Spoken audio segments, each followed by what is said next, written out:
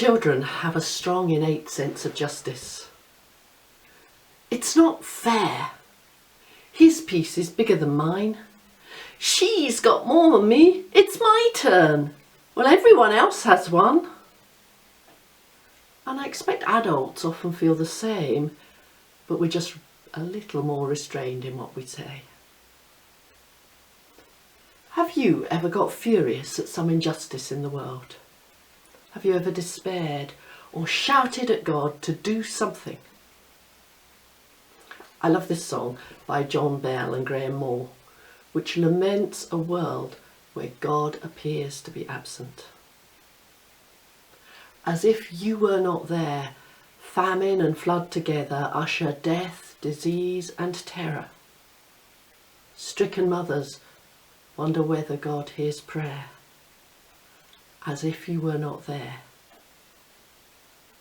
The song doesn't stay miserable. The last verse reminds us that God is with us because he rose again. So if the problem is oppression and injustice, where is the promise? Where is the hope? Matthew writes these words about Jesus. I will put my spirit upon him, and he will proclaim justice to the Gentiles. He will not break a bruised reed or quench a smouldering wick until he brings justice to victory. The Bible teaches that all will be judged, which seems an uncomfortable or even a seriously worrying prospect. I don't suppose many of us are that keen on the idea of judgment. But it's simply one side of the same coin as justice. And often God's judgment is concerned much more with the behaviour of nations than with that of individuals. God must take sides to bring about his kingdom of justice and peace.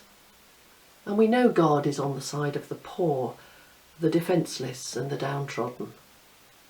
Jesus proclaimed that he was bringing good news to the poor. What do we think when we say in the Creed, he will come to judge the living and the dead? Do we say this half-heartedly? Or do we look forward to Jesus' return and to his rule of justice and peace? At this time of year, we remember Mary's words. He's brought down the powerful from their thrones and lifted up the lowly. He's filled the hungry with good things and sent the rich away empty. Don't know about you, but I can think of some powerful people who would be better taken off their thrones. Our God of justice is restoring the world to a place that even our children will recognise as fair. And we're called to walk alongside him and to work with him to feed the hungry, to welcome the stranger, to clothe the naked, to care for the sick, and to visit prisoners. This is a job for all of God's people doing their small bit together in the power of the Holy Spirit. Do any of you recognise this poster that used to be up in the parish centre? It shows the missions we support as a church. And these are all God's work of justice and peace. God feeds the hungry through the Carlisle Food Bank. He welcomes the stranger through UCCF.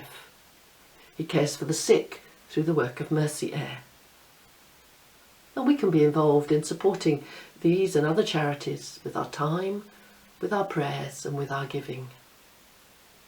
We can campaign and work politically for change to unjust structures. And we can ensure that our life choices benefit the most vulnerable in the world.